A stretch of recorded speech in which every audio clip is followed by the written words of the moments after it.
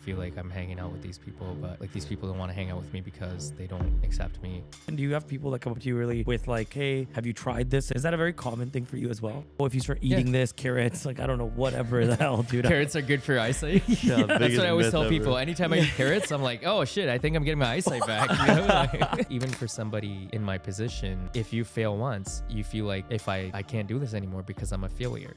Did you have like girls just flocking all over you then or what? I mean, look, I think He's trying to be modest. He's trying to be modest. I don't know, Right now. man. He's trying to hold Look, it in. It wasn't a no. I just realized at the end of it, I'm like, I just felt so crappy. And I'm like, I just can't keep doing this anymore. This tiny hair, it's like almost invisible. You can't see it. It goes through your skull all the way to your brain and it connects basically a chip. That chip will then give you the illusion of sort that makes you understand is that you can think of something and say, I want to turn the TV on. The TV will turn on.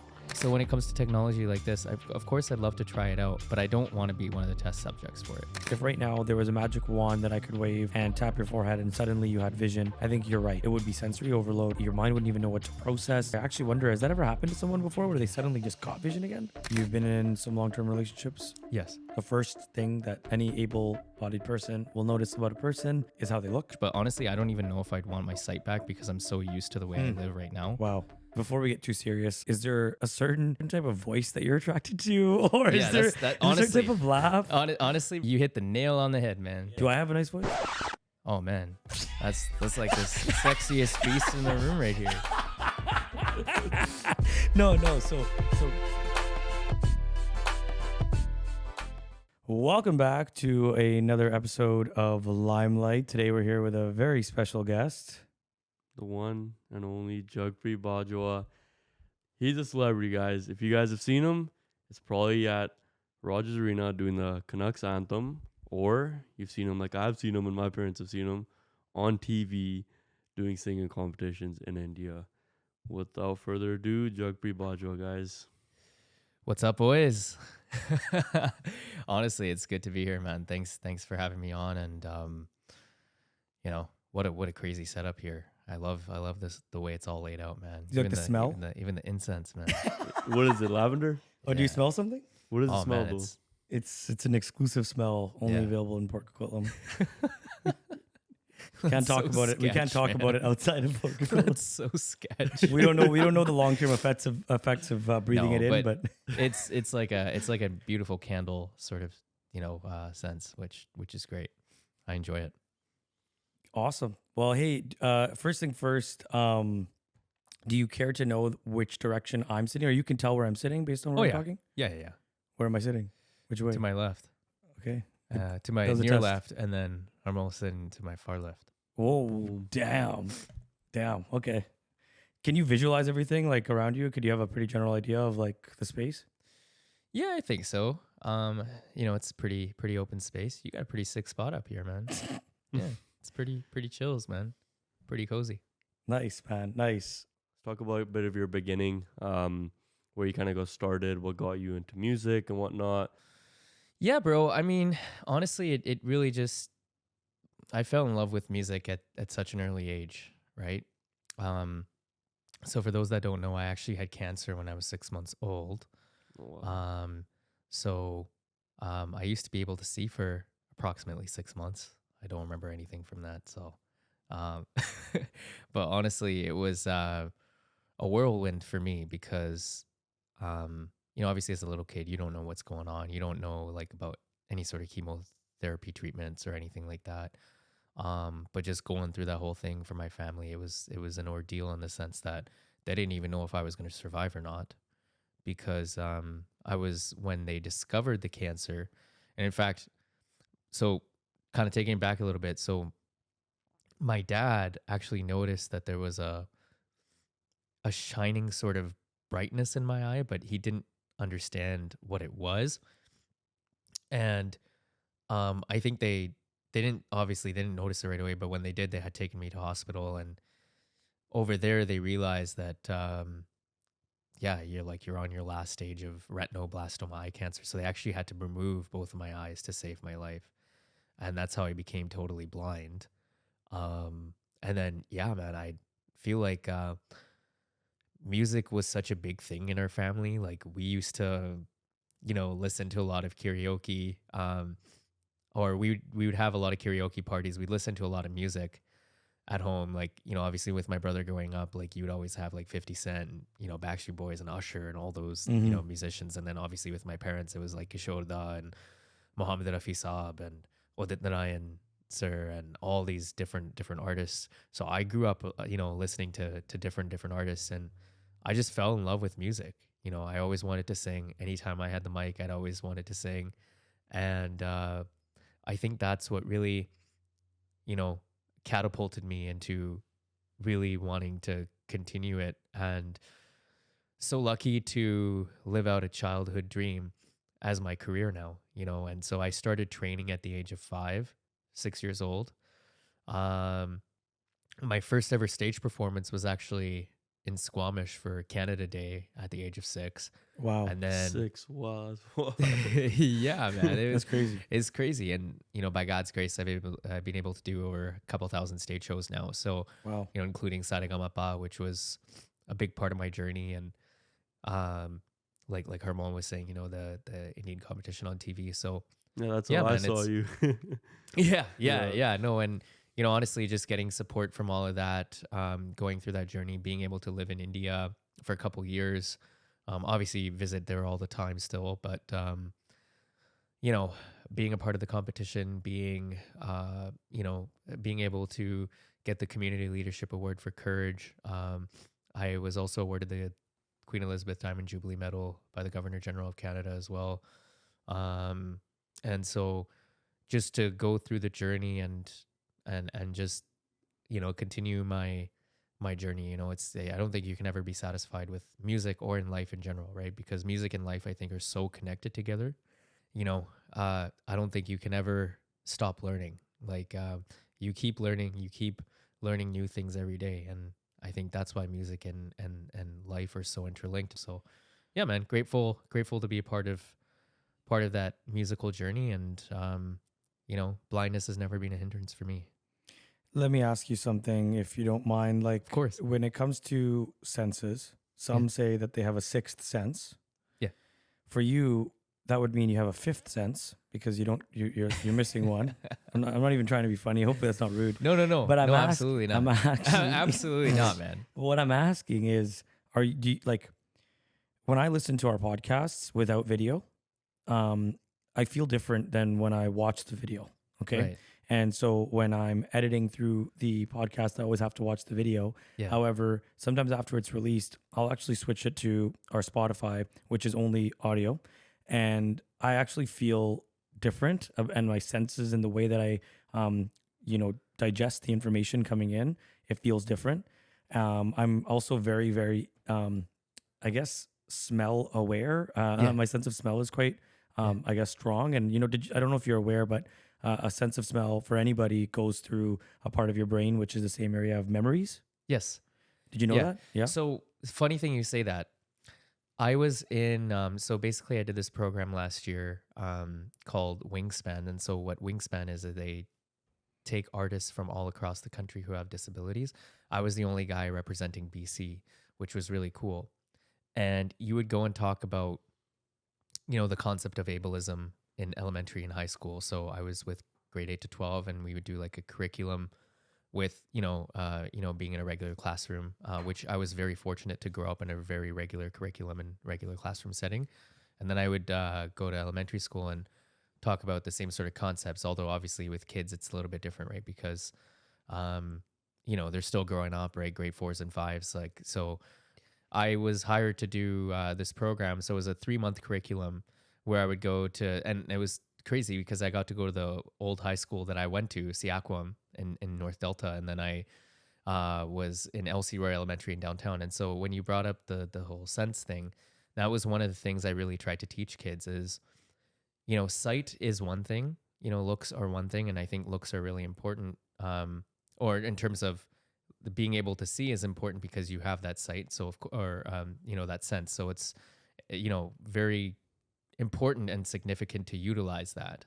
But I also think, you know, at the same time, we have, as humans, we have other senses that we don't utilize very much, that if we actually do, it enhances our human experience. And so the way, like, for example, when I was in high school, So when you were talking about the sense of smell, yes, it is attached to memories. But when you can see, I think there's seeing it provides this stimulant where you get so distracted that you don't actually really pay Mm-hmm. attention to your senses. And that's Mm-hmm. exactly what I heard from the students I was working with, that I would take them outside and I'd be like, okay, this is how I know I'm hitting grass, because I can feel the different textures beneath my feet when I'm walking on the grass or on the ground. And obviously I'm using a cane, so the cane helps you find your way, right? A lot of people look at a cane as a crux, but honestly the cane is our eyes in a sense, because it shows us that there's concrete. Oh, there's a wall coming up, there's different things. So like telling them how to sort of hear different things, like so I got them to wear blindfolds, but I'm like, find your way by sort of hearing what landmark. So like let's say for example, like if there's a door that's like um that's close to you, and there's like a fan that's blaring over it, it's like, okay, well, hear that fan and find the door. So it was a very interesting experience and experiment. And one of the feedback I got from the students after that did it was like, man, I definitely feel this a lot more than I used to. Like I definitely feel the enhancement of my other senses. So it was really cool to be a part of that. So in terms of like fifth or sixth sense, I don't know if I would say it's a fifth sense or anything like that. I think your senses naturally become heightened because Mm-hmm. um Yeah. of vision loss, right? So for me, and in fact I studied this while I was in psych class too. It's like your auditory cortex, which is your hearing essentially, substitutes for your vision loss when you're blind.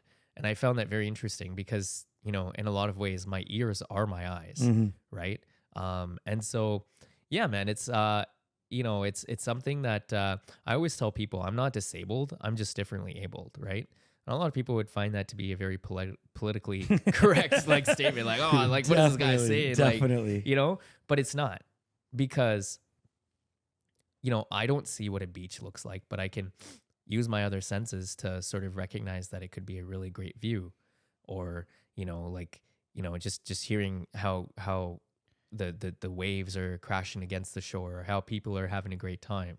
You know, I think that just boosts your mood and your energy, right? When you feel the sunlight, I think that boosts your mood and your energy, right? So, I think all of those things. I'm a very glass half full guy, right? So I like to look at things and look at them as challenges rather than something that's going to hinder me from doing what I have my eyes on. No pun intended. You know what I mean? So- Man, I was ready. Yeah, okay. What I was gonna say, we're fortunate to have you here on as a guest, and I think that man, looking it's an at honor. some people that we have here that we've had also speak on our podcast, I think that a lot of them do have the view or vision of glass half full. And I think that you're obviously more of an optimist, and naturally, I think that there may be some people out there that have the same disability as you or another one that are not necessarily feeling that positive about it. Have you met those kind of people? Is there a community of people that you engage with? And I say this because it doesn't matter if you have a disability of like yours, or maybe you have trauma Yeah. of sorts, or whatever it Yeah. might be. Having other people around you that have a similar that there's a bond there, right? It's a community of that. That's why I ask if you do, and if you do you know people that may not be feeling that way, or have you seen that before? I think that's a really good question, man. Of course, right? I think it comes down to social supports and family support, right? Like I had a really, really good family upbringing. My family hasn't really treated me any differently than my siblings. Of course, self advocacy is really important. So if I've had to do that with my family too, of course, because and naturally, it's not even a commentary on them, but naturally, when you can't see, like you're the only person that can live with that experience, and what you can and can't do, Mm-hmm. right? And sometimes people think you can't do something when in fact that's not the case, right? And so I think when it comes to people who, are sort of, struggling or going through the motions of disability, there's a lot of reasons for that, right? Sometimes it could be a lack of social support. Sometimes it's also a lack of familial understanding, right? And so I think the way I sort of got through that was I used to be angry when, my family would be like, oh, you can't do this and you can't, like, how are you going to do this? And how are you going to go travel on your own? And I think the way around that is you can't be angry because sometimes people just don't understand, right? It's easy for us to say, it was so easy for me to say, oh, like no one understands me, but sometimes we have to understand other people too, right? Where they're coming from, and and so my sort of thought process really changed on that. And so what I would do is kind of sit down with them and say, hey, like, listen, like, I love you guys and I know you guys want the best for me and I know I can do this, and for me, I started traveling at a very early age, right? Like, because I knew that the more practice I could start, 13, 14. You started traveling at 13, 14 by yourself? Oh yeah, man. Is Bro, that- my parents, I can see, bro, my parents ain't letting me go nowhere. But for me, the thing is, for me, it was important to start practicing earlier because, and obviously it wouldn't be local. It would be local travel. It wouldn't be like, oh, I'm going to Vegas or something at 13, like sitting at one of the blackjack tables like I do now once in a while, right? But honestly, back then it was just kind of more like, it was good for practice because I'm not going to be able to drive anytime soon. Unless if you want me to drive your car on the way home, Hermel. But yeah, he's like, I'm out, guys. I don't go autopilot. Oh my maybe God. maybe this guy's Tesla. yeah, we'll take the self-driving Tesla since Raj loves it so much. Look, Oh, did you tell him that on the way here? yeah, Oh, he did. God. 'Cause when we were walking to your front door, he's like, "Oh God, I hate Teslas," and we walked right past your cars. He said, That's awesome. I'm So- offended. No. I'm joking. Go ahead. Go ahead, sir. So for me, yes, I've definitely met those types of people. I think there's a lot to unpack, right? I think when it comes to the family point of view, like you have to be willing to keep them. Obviously it's good to be protective. Like I'm not saying that protectiveness isn't a good thing, but I think we have to be able to balance that out with letting them being able to sink or swim in a certain setting. Because if you shelter them too much, it can be very detrimental to their development. 100%. Right? We just talked about this recently, yeah. And that can be a very difficult thing to get out of. Because even for somebody in my position, if you fail once, you feel like if I can't do this anymore because I'm a failure. And that's something I've actually heard from certain people. And I'm an empathetic person, so it makes me feel like, damn, like, like you have so much potential in you. Like you should definitely try and go and keep trying, right? Because I've definitely had to fail to learn. And I think this goes for all of us in some sense. Like I don't think it's just people with disabilities that struggle with it. I think it's also a self-esteem, mindset, confidence thing that we all go through, myself included. But once you accept that, not that you failed, but you've learned how to fail, that I think is a stepping stone to success. Because if you're able to reflect on, okay, maybe these things happen fairly, this thing happened to me fairly or unfairly.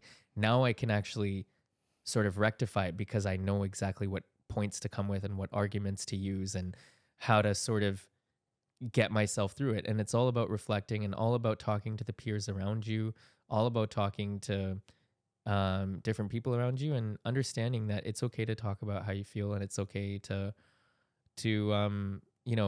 resonate with somebody and be able to open up. And because I think we all carry some sort of burden with us, but I think it's really important to let go in some sense, because once you do let go a little bit, you'll start to see like the weight, emotional weight is really lifted off of your shoulders, and It's no different with people who struggle with it, right? And I think a part of it too, man, is our education system, like especially when it comes to post-secondary, is so unreasonably sometimes hard and difficult on people who actually have the potential to learn and want to learn.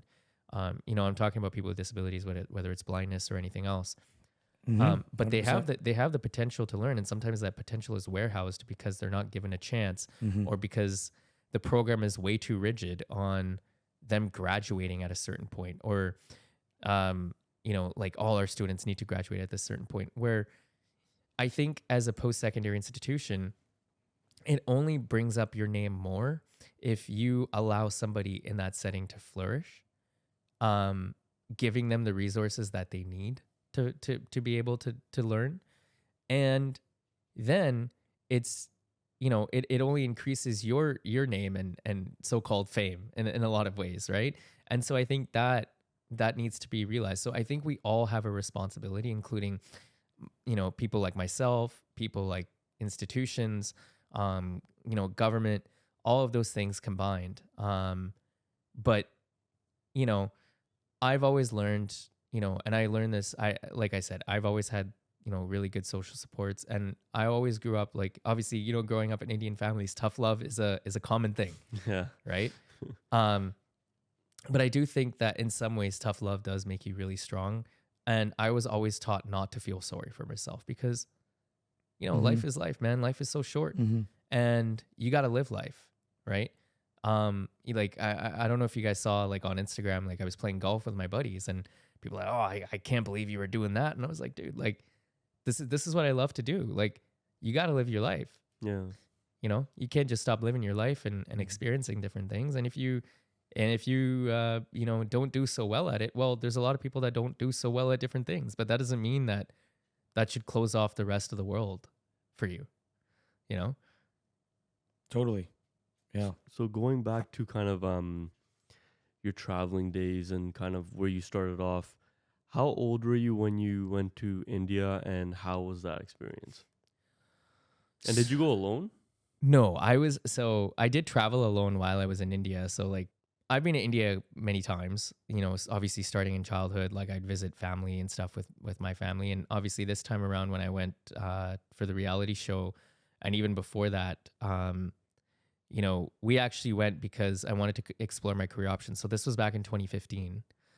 So this was after I graduated from my music diploma program at Capilano University. When I got there in 2015 to India, I realized that, it's, there was a newspaper ad, and I realized that, I should probably try out for Saregama. And full disclosure, so I actually got to attend a reality show shoot a few years before that in India. And that's what inspired me to kind of get onto a reality show, because I looked at those contestants and I was like, wow, these guys are amazing. I need to go home and practice, right? Because What show was it? I think it was at the time it was Indian Idol. Oh, And so you were actually listening to the shows, like, Yeah, so I was at the shoot itself a few years before I was on the reality show Saregama. Okay. So I was actually in an Indian Idol shoot because one of the people we knew invited us out there, and I was just listening to these guys sing. I'm like, man, these guys are wicked. Like, they're insane. And so I was like, I need to go home and practice. That's awesome. And that's what really motivated me to keep practicing and keep improving. And so when I got to India, the audience of India really gave me so much love. So I love being there. Could I live there permanently? Probably not. But, I think... Is that because of just like, is it because of like accessibility type of vibe, or just in general, the cult, like is it just more to do with being in Canada as like anyone else would say? Like, is it at all accessibility related? Yeah, I think it's a mix of things, but I think mostly it's the facilities, right? Okay. Yeah. We have a lot of facilities here. Now, I will say, when you have so many facilities here in Canada, and when you get the training that you do in terms of mobility training, how to use your cane, how to travel, all of those things, like I got all of that. So when I went to India, that was a foundation I could rely on. So even in countries where you don't have that accessibility per se, things that you can use. Like in India, like there's always like a million people on the street you can go and ask to guide you somewhere, right? And sometimes they'll be like, oh no, I'll take you on the godi, I'm like, no, I don't need that, I just want your arm, right? I don't need you, I don't need you to lift me up, right? Like such an Indian thing to do, though. Just go like, don't worry, you don't. They think because you can't see, you can't fucking walk, you can't probably everything's like, But that's it's like that here too, right? Oh yeah, no, it's true. That's true. And again, I don't really blame people for it necessarily, because there's a lot of misinformed sort of things that happen, right? So I think that my independence really grew when I was in India. Like I think it really challenged me to kind of step outside of my comfort zone. And I think that's what really kind of brings you forward, is when you're able to step outside your comfort zone, right? So I was really lucky to be a part of that and be in India and learn a lot about myself, but learn a lot about myself in different ways, like personally and musically too. Tell us about the show. Like what kind of you practiced. I think that's so cool though, because again, some people that are listening to this may think, oh, how can they relate with someone that's blind? They might think, oh, they're so different than me. Hey, you're inspired by something and you put your effort into it, and I think more people should do that. I think that a lot of what do you call them? Able-bodied? Able-bodied. Okay, I didn't know if you called them able-bodied as well. I thought there was a different term for it. But yeah, if you're able-bodied, then you're, I feel like there's a lot of able-bodied people out there that could also be maybe putting their effort into something and don't literally, they can see, but they can't see their own potential, like you were saying. But let's talk about that. You were inspired. You practiced. When you say practice, did you hire someone, or did you re-listen to your audio? What's practicing? I always had training for sure. Nice, like musical training since the beginning. Damn, from that's different crazy. That's why you're so like freaking on point. On point, dude. Seriously, I always try to improve every single day. And so then you went to the show. So I went to the show. And was it like a tryout kind of thing? So you go through like 6 levels of tryouts before you even hit the TV round for auditions, because there's like 150,000 people that audition. And so like the judges aren't gonna like sit on TV and like listen to everybody, right? Like that's just insane. Yeah. And so you would go through 6-7 tryouts of it, trials. They would hear different songs from you. Then you would get to the judges round. Then you'd obviously do the audition and the mega audition and all of that. By God's grace, I actually made it to the top 3 of that competition. Wow. Right. So, just to be able to meet some very, very respected actors, singers, in the industry, like, Asha Bhosle ji and Shah Rukh Khan sir and Salman Khan sir and all these different people that make the industry what it is now. Are they as advertised? How are they? They're honestly, man, like they're like us. They're human. Everyone is great. And the thing is, like, we always look at people like that as like, oh, they're robots. They just have to be good all the time. But we're all human. And I think that's one of the things I realized. I never was this kind of person to I'd always have a lot of respect, but I don't think I'm someone that's like, oh, I'm so starstruck, like, wow, like, like that's fair. I'm kind of that person that I'm like, I respect you so much because you're a legend and you've done some amazing work, but like I don't want to be crazy, like, oh, like I don't from want to another just be planet. like, yeah, exactly. Like you've done some phenomenal work, and like I had such great moments on the show. I think all of us as contestants, we were competitive, obviously, but we were really supportive towards one another. And, one of the things I told the creators at the beginning of the show is, look, I don't want to be portrayed as this like, oh, like poor blind kid, whatever, right? I was like, I want to be portrayed as this guy that's really positive. That's rich still blind kid, right? No, I'm just joking. No, not, I'm just joking. No. But it's more like I just wanted to be portrayed. You're more than that. I just wanted to be portrayed as a normal person, because my thing is, I'm blind. Like, it's just merely sight loss. Like, it doesn't mean I'm cognitively impaired, or doesn't mean that I'm struggling. And it's crazy, man. Like, that's the other thing about India is like, there are certain independent blind friends that I have there, but there's also a lot of blind people there that can't even get up without having 2 people get them up for them. They can't even, like, they're like people my age, they can't even eat roti on their own. And so it's such a different cultural sort of thing of how Like they they look don't at let them eat. disability. Like they're capable, They right? they are. Of course they are. And I think that's one of Damn. the reasons. Like I was like, I don't want to be portrayed as this guy that's like, oh, I need this help, I need that help. I was like, I want to be that guy that goes on and like shows people that nah, like, we're relatively the same. Of course we have limitations, but don't we all have some sort of limitation? Like some people aren't able to drive even if they have sight. Some people aren't even able to swim if they have sight. Like they're not water people, So it's like we all have limitations in some way. So how am I, in a sense, like how am I any different, right? You mentioned that in India, but also everywhere you go, Yeah. people will take your disability, as you're saying here, that because you're blind, it means a lot of other you must have 10 other disabilities, right? And Yeah. you're making that clear. I dated a physically disabled woman for quite a while, and so was when you're in a relationship with them and you're very close with them, you start to kind of feel the things they feel and deal with the things they deal with. Yeah, of course. And one of those things was from the general public, there would always be people. She was in a wheelchair, quadriplegic, so people would meet her for the first time and say, "Oh my gosh, you're so this beautiful," and all these things, and boom, it would be some sort of advice of, "Hey, let me tell you how you can walk again," or like, "Let me if you did you try this or did you try that," or some sort of advice. And sometimes when I meet people now that have some sort of not necessarily blindness, especially the way you described it, it's a totally different story, Yeah. but something that maybe you might be able to, like, if you have arms and legs that are just not working, maybe you can get them working.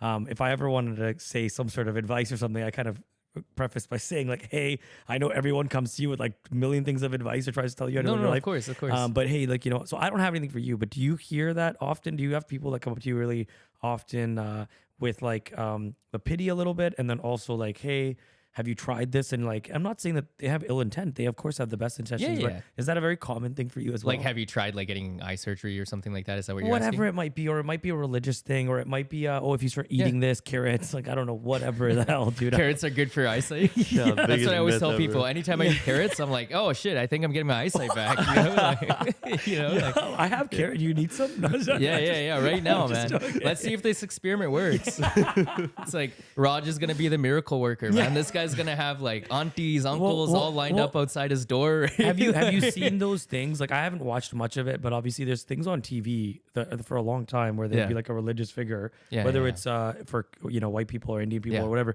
and they'd have like somebody in a wheelchair, and then they would stand up and start dancing. Oh like, yeah, like the scams. You would Yeah, say, yeah. I don't know. I mean, it doesn't sound legit to me, right? I don't know. Some people may I'll believe tell that you. I'll stuff. tell you a story. So Here we go.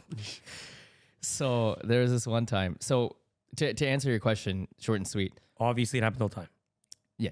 Okay, yeah. No, but short and sweet. Okay. Yeah, of course you get certain people like that coming up to you, right? And in terms of eye surgery, I can't, like, honestly, there's no practical way I can get an eye surgery done, right? Just because like my whole retina's cut. So right now they're doing like some sort of stem cell research, but honestly, I don't even know if I'd want my sight back because I'm so used to the way I live right now. Wow. And the thing is, like, getting your sight back, there are some side effects, especially if you haven't had sight your whole life. Like, you get a lot of migraines. There's a lot of things that, Jeez, yeah. because it's a new Sensory world overload. entirely. Yeah, it's exactly. Yeah. And in terms of the religious side of things, I always say, God's great. God's given me everything.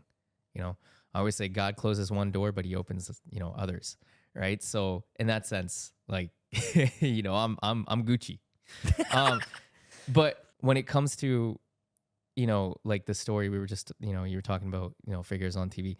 So one time, I'm not going to say who it was, but I remember my brother and my dad, we went to this hotel in Vancouver because we were invited there. And this guy was doing this like healing conference. Like, oh, I'm going to heal people with cancer and stuff. What he didn't realize, or what a lot of people didn't realize that were there, is that, like, my brother could see that one of his guys, like the guy who was doing the actual, ceremony or whatever, one of his guys was walking around with a hidden wire under his shirt, asking people, oh, what are your problems? What are your problems? So, you know, a lot of people would say, well, look at this guy knew what problems I had. This guy knew what's like, yeah, but like there was a guy that was asking you questions that was then being relayed back to him, right? It was like recorded. It was through a camera. Really? So like they would know That's where these guys funny. were sitting, and this guy would be like, yeah, there's this person in row 15, seat 7 who's got like cancer. And they'd be like, holy, how do they know? And it's like, well, you guys just talked to him, Oh right? my god. And it's like, it's hilarious. And so, and so that's when we knew. We were like, okay, like, you know, there's something fishy going on here, right? But like, honestly, like, for the most part, and honestly, we were just there for like, you know, lack of a better word, we were just there for shits and giggles, to be honest. Like we were just kind of like, oh, let's see, like, you know. And obviously back then, like I was like 9 or 10, so I didn't even really understand anything, to be honest. But yeah, I mean, look, at the end of the day, I think you can't ever fight against nature, in my opinion, my humble opinion. I think the only way that you can really live your life is just living your life and using your limitations as your strengths. I think it's a beautiful thing when you hear someone say that a disability they've had for a long time is something that they wouldn't want to part ways with. When I think about disability, some people, like my partner that I had back in the day, it was a sudden accident that led to her physical disability. Yeah. So she lived half of her life with a certain ability, and suddenly it was kind of stripped away from her.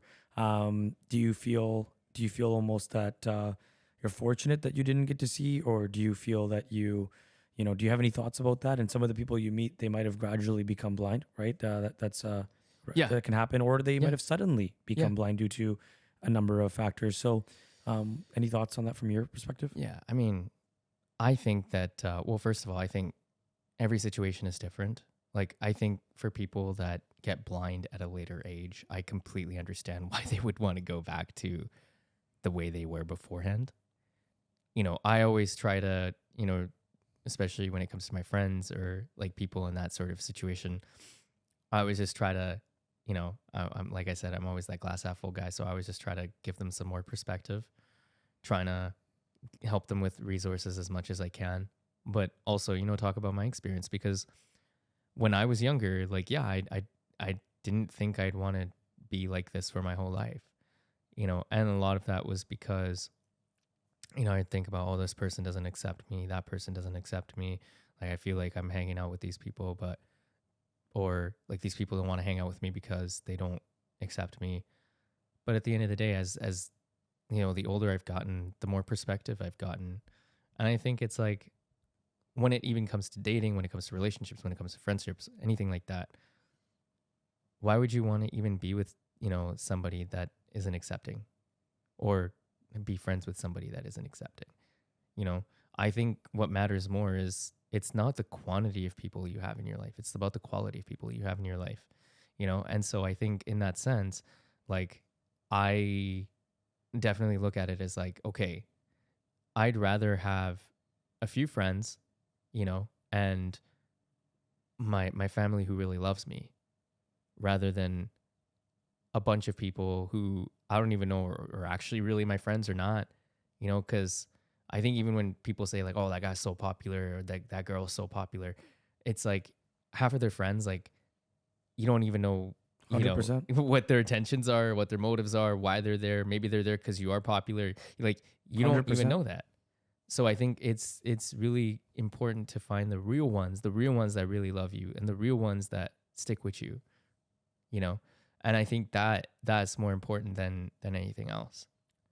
Speaking of relationships, Yeah. you've been in some long-term relationships. Yes. We talked about senses. There's a lot of senses involved in relationships, Mhm. in terms of emotional, spiritual, like, and obviously physical. Yep. When most people select a partner, the first thing that any able-bodied person will notice about a person is how they look, generally speaking. Yeah. For you, it's a lot different. Yeah. Let's just, before we get too serious, is there a certain thing that's really is there a certain type of voice that you're attracted to, or Yeah, is there, that's- that- is there a certain honestly- type of laugh? Honestly, brother, that you hit the nail on the head, man. Yeah, It's the voice. The Yeah? voice is my visual cue. yeah. So you're like, Mhm. ooh, she's got a nice Yeah. voice, right? Yeah. Do I have a nice voice? Oh man, that's like the sexiest beast in the room right here. No. So yeah. So it's the voice, eh? Yeah, You can no. almost, you know what they say? They say that when you're smiling, when you smile and you talk on the phone, Yeah. that the other person can tell you're smiling. Yeah, They you say can hear that. it smiling, Oh, yeah. And so you know, it almost is. You can almost tell when they're talking in a type of way where they're smiling, right? Oh yeah. No, Oh, absolutely. yeah. Absolutely. Yeah. Okay. So with regards to that, there's a lot of apps nowadays that people swipe on, and Yeah. again, you don't get to see. Sorry, you can't see, but they don't. An average person, and I will say, especially men, are more visual on the dating apps, and they're a numbers game, not about quantity, because they don't get that many matches. Girls, most of the time, based on what I understand, they will look at the obviously the picture, read the profile, and do a full check. Yeah. do you- Every box has got to be checked. Every yeah. box got to Yeah, be yeah. checked, bro. Yeah. But also they got to make sure that they're not going on a date with some crazy person. I No, guess, of too, course. right? Yeah, of course. So yeah, and that makes complete sense. yeah. Yeah. So with regards to yourself, do you use any dating apps? And if so, is there a specific dating app? Like, what if somebody's like on a dating app and they really want to be with someone like you, but then they can't see? I don't know. You can't see them. I don't know. So yeah, that a I've been on dating apps before for sure. I think look, at the end of the day, I think the biggest thing is the one of the things I've learned is like, I used to hide the fact that I was blind, but I felt like that was always kind of detrimental because Mhm. like when a person would find out, they would just kind of stop talking to you anyway.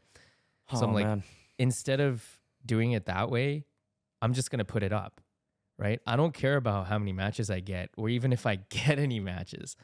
I'm just going to put it up because at the end of the day, that's who I am, and why should I apologize for who I am? So yeah, I mean, How do you honestly, use for them me, though? for How me, do you use the app though? Like, so does I it don't read aloud the profile and the name, and does it describe the photo? there's technology that I can actually describe the photo for you. It's called Be My AI. So Be My Eyes. Oh, so it's a new thing now. Yeah. So it can actually describe the photo for you. When did But- that come out? Very recently, man. It's I would say probably in the past couple of years. Okay, wow. Um, That changed your life? I think so. I think in that sense for sure. But I honestly, I don't really rely on photos too much. I rely on more of The laugh and the voice. no, not even that. But You're like, send me a voice note, honey. yeah. Let me Send hear me the a voice. voice note, and Send then me I a might. voice note, and then I'll That's decide. actually a bro. good idea. That's exactly what I'm gonna do as one of my prompts. Send me a voice note, and I'll let you know. And I'll let you know if you got a hot voice. Honestly, do that. That's a good pickup line. But here, You're welcome. yeah. Thanks, man. That's why I say you learn everything. You learn something new every day. Yeah. Listen, I think for me, I always look at the prompts because I think prompts are a lot better for me to sort of gauge how a person is, right? How intellectual they might be or what they're kind So of like if into, their what question is like, hey, how much money do you make a year? And I need to know that immediately before you say anything else. You probably You're swiping give it a the, vibe. the You're wrong swiping way. next. Yeah. No, I'm just joking. But Yeah. like, No, can no, you give me no, an example? What absolutely. you mean? I don't actually have barely used dating apps. So I mean, just in terms of like they'll put up their interests, right?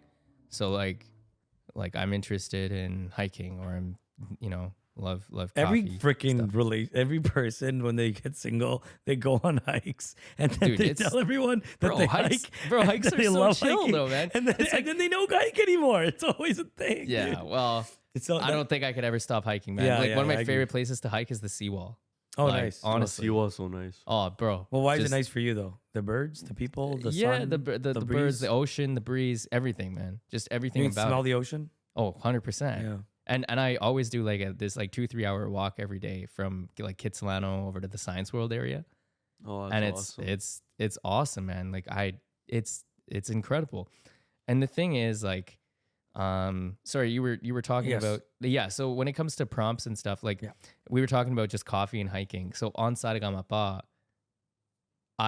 they actually portrayed me as obviously this positive blind kid, but they looked at it as like he's also a playboy. Like he loves his coffee dates. What? And he's a lover boy. No way. That's how Certified they showed me lover. on TV, man.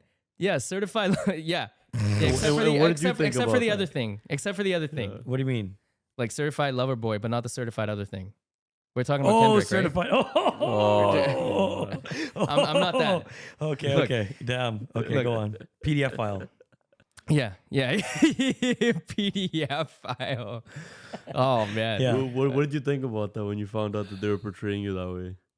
Honestly, man, I just rolled with it, man. In fact, I felt like I was becoming one. I was just like, hey, you want to go on a coffee date? We'd be asking Ashray or Imam. I'm like, hey, like, I'd actually dance with her. I was like, hey, this is becoming a reality for me. Like from reality show to reality world. I mean, Yeah. how often does that happen? Yeah, that's Right? true. Did But- you have like girls just flocking all over you then, or what? I mean, look, I think He's being trying to be modest. He's trying to be I modest don't right know, now. man. He's trying to hold Look, it in. I, It wasn't a no. It wasn't a no. Honestly, okay. I would definitely get a lot of marriage messages for sure. Let me like, say hey, will some- you marry me? Will you Dill like, mill. Dill So no. Dill mill. I guess your one thing is you don't have to run the risk of being catfished in the same way that the average person does, because people like Photoshop their faces and don't look, or sometimes they get fake catfish. Have you heard of catfishing? Yeah, and yeah. stuff? Oh yeah, yeah, obviously. yeah. Yeah, so I guess you don't have to worry about that as much because you can I ask mean, for a you voice never note. know, man. you never know. The voice. The No, voice but you, can but actually I, be a catfish. okay. Well, would you meet with someone from an online date before you've heard their voice? Yes. Do you feel it's? Do you think now your mind's gonna change now that I told you that you should just start with the voice note? Like I feel like I wouldn't want to go on a Maybe. date. I wouldn't want to risk it. Maybe. I wouldn't want to. I I'd don't have to want to do it. think. I'm such an asshole like that, I guess. But No, like no, if I no, was in no. your shoes, I would want to hear the voice first. No, And I'd be no. like, let's talk on the phone. I wouldn't be creepy about it and be like, send me a voice note. I'd be like, hey, let's have a quick chat on the phone, right? Yeah. How about let's get into, you've been on dates, obviously multiple dates. What's some bad dates you've been on? I'm curious about that. Like, have they said anything weird? Have they done Honestly, anything I haven't weird? been on that many dates, man. Look. Come on. Still being modest again. No. He doesn't want to. Okay. He doesn't want to talk poorly about anyone, which I No, respect. no. But I'm saying, like, if you ever had like a strange experience and you're like, okay, this person. Or I guess a strange had- love note too. I guess right. It could be Yeah. anything related to. Honestly, I haven't really had a strange experience. They to all be are honest. positive. Well, I mean, If it you know was what I'm more. It saying. was more sad. Like she Oh, like she had to. We were just like sitting at the table, and I think like we were just talking, and she just felt really unwell and very sick, and had to go to hospital. And it was What? Yeah, it was. okay. Well, damn, yeah, that took I a mean, turn. Well, Yeah, but I still keep in touch with her. We've actually become really good friends, so that's always good. And and no, we didn't stop dating because of that. I think we just. This guy's like, oh, you're disabled. I'm not talking to you anymore. Yeah. Oh, you got You go to the sick? hospital. You went to the hospital. You're disabled. Oh, get How away did- from me. No, it became long distance, right? So Yeah. it was just kind of hard, and we just decided that it would be best for us to just continue as friends. There was a date though where I think it was one of the best dates of my life, man. It was so spontaneous, and it was like I met her through a friend, and honestly, like I kind of wish we were, still talking, to be honest with you. Like I kind of just got cold feet because I was in a long distance relationship before that, and I just didn't know how this was gonna go. And we did go on a date, and she was one of the sweetest people. Like, and it was so nice, man. It was everything that I could imagine. Like for me, it was like we got on the SkyTrain, which wasn't the date, I promise. It wasn't a date on a SkyTrain. We Yes. went to we went to the boardwalk there at New West. If you guys have ever been there, Yeah. like by the key there. Yeah. And it was like a summer night in July, like 9:30, 10 o'clock at night. And it was just her and I, and we were just sitting on the bench, and we were just chatting up. And honestly, like it was truly one of the best dates I've had. Just how well we connected. Just like the music we were into. Like literally, you can't really find a lot of people that are into like classical like music and like people our age, right? So it was like it was cool, man. Like it was really cool. And unfortunately, again, it was a long distance thing, right? So it's like I was just like, oh, we got to be careful or whatever. But kind of looking back, I do wish I had given it more grace, and maybe I could have even found a way to fly down to see her or whatever. But I think there was a tons of things going on in my life back then. So but honestly, that was, I think when people hear this story, they're like, oh, that kind of sounds like any other day. But dude, it just felt really perfect. Like the summer evening, sitting there, just getting to It know was her each other voice. and just It like was her voice. it was her voice. Definitely was her voice. Her voice was nice too. Yeah, and she could sing. Oh, Yeah. Oh, wow, that's Yeah. great. I've never seen you not looking fresh. Like you look better than Harmol and I. Like Yeah. we're like lounging. We're both wearing like I'm wearing a hoodie. Sweats He's and wearing a hoodie. He's hoodies. wearing his sweats. You're looking good. That looks great to me. Well. Do You you guys are have looking someone that great. like? Do you have a stylist? Just like, cause I just like you can't see what you look like, and so like the You got- Honestly, you I got have, I have a drip, knack for. Well, yes, this guy drips, bro. This You got guy's drip. You got drippery, drip. yeah. no, Like, I you look good. appreciate you, man. No, I appreciate you guys. Well, it's all my parents, right? Like my parents, my sister, my brother. Like they're all like sort of fashion stylists of the family. Oh, They've wow. always had Mhm. like this sort of. Interesting. You know, They've had an 'cause eye they- for it. Well, yeah, would say. and like they're in healthcare, but like my brother used to be like one of the top bhangra dancers in North America. No way. Yeah, he used to be on. I don't know if you guys heard of this back in the day, Dunia Dance Academy. Probably. I Yeah, think they so. used That to sounds like familiar. dance, and they were like one of the top guys within North America. And then my sister is into dancing as well. Like we're all artsy in some way, so like they always had this sort of like a knack for helping me in terms of the fashion sense, in terms of all those things.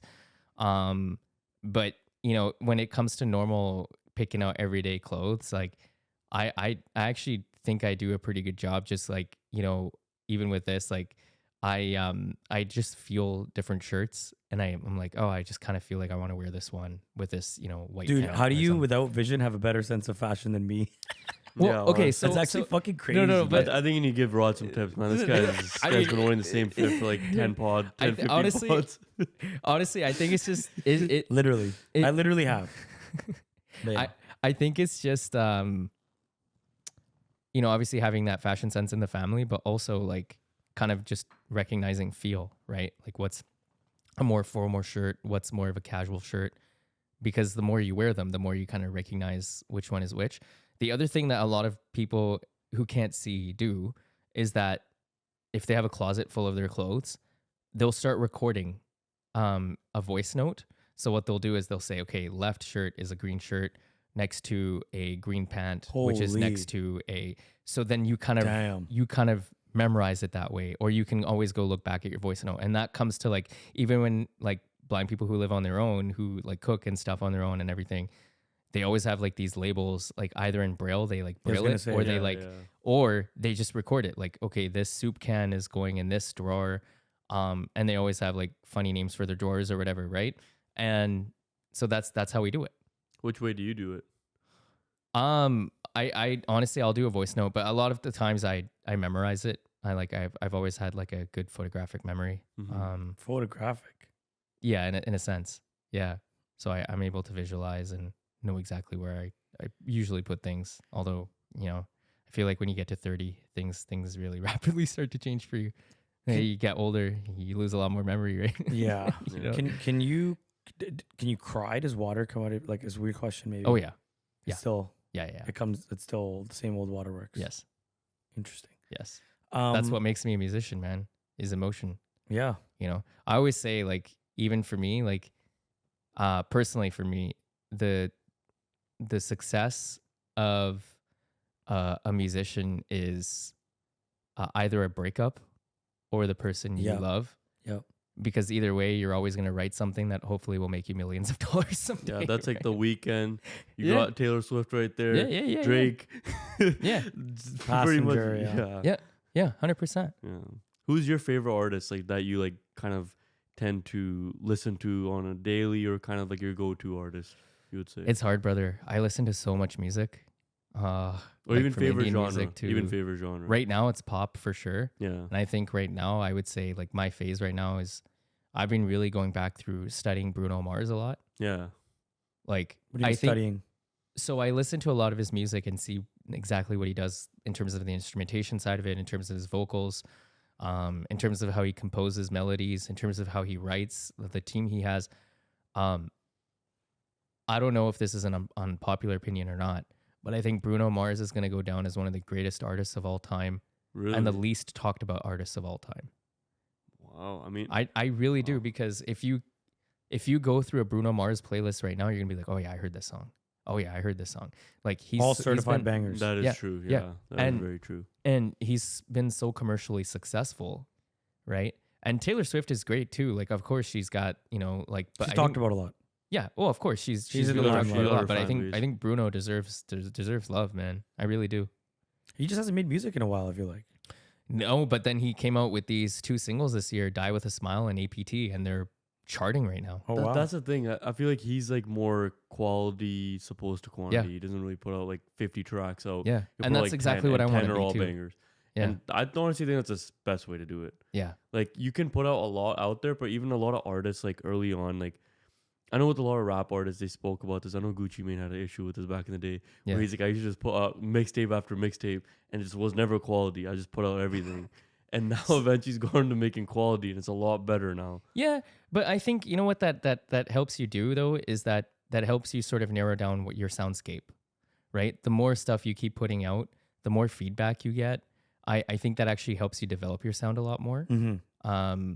So I don't think there's a path, of success or path to be a successful musician. I don't think any path is like, linear. I think that I think that you follow the path that you're supposed to follow. And like for me, like if you go back through my YouTube channel right now, like we started releasing songs through my music company called Sun Le Music, which means like obviously listen to music, listening to beautiful music. And, we wanted to always keep, good lyrics. And, obviously, if you go back through my catalog, like you'll see like I've done different genres of music, from traditional stuff to, more pop stuff, the beginning of my pop journey and stuff like that. And through another group that is a side project for a friend of mine and I called Tonal Vision. So like, we always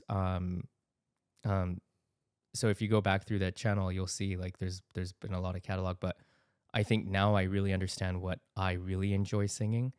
And I think that's pop. And I think that there's like certain ways that I can incorporate a lot of the traditional elements of Punjabi music and everything, but still make it sound poppy, And I think now, especially where Punjabi music has gone to, like it's been so global now, So global, yeah. and it's insane. really given an opening to experiment and see where it goes.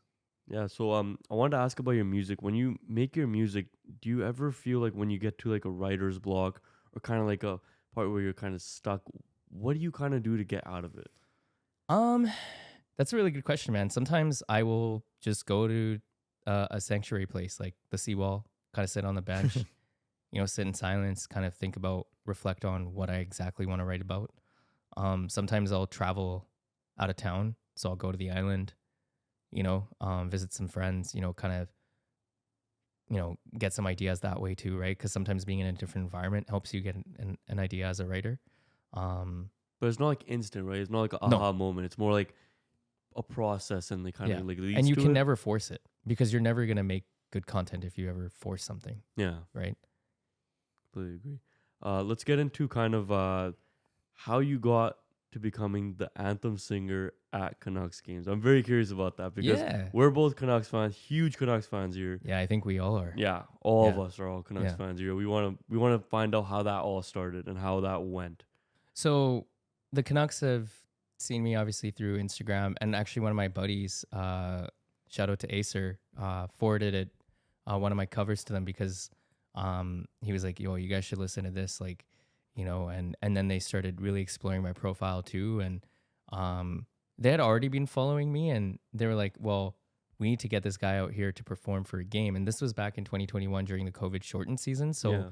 it was really cool, man. And I just, I remember I was preparing my butt off just to like go on stage and, do the best I could. And of course it's an anthem. So like there's nothing really vocally that you can do with it except that night. Like, I don't know, like, how we say in Punjabi, Josh, right? Like, I don't know if it was some sort of energy that sort of got me. And I just started, doing these like vocal things and, just kind of, Oh Canada, the way I sang it.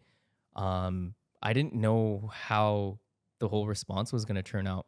But then when I went to Twitter, um, Oh God. I saw like, dude, there was insane amounts of people just retweeting it.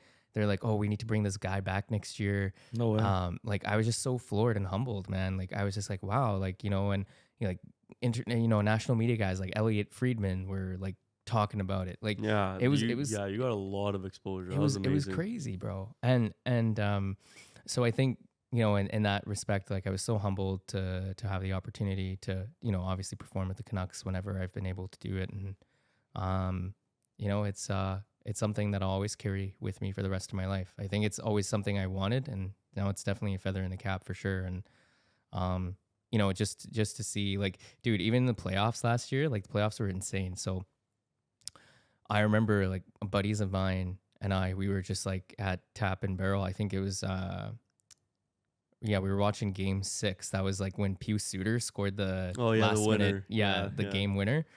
And we were just like, oh man, like, like Tap and Barrel is kind of, this is great, but like, let's go walk around. Let's go see what the scene is like in downtown. And honestly, when we got there, like, there's nothing. Like, they were just kind of like, safety and all of that, right? Yeah. For this time around, obviously we Didn't don't want need to to go ride back in part two. history. Yeah.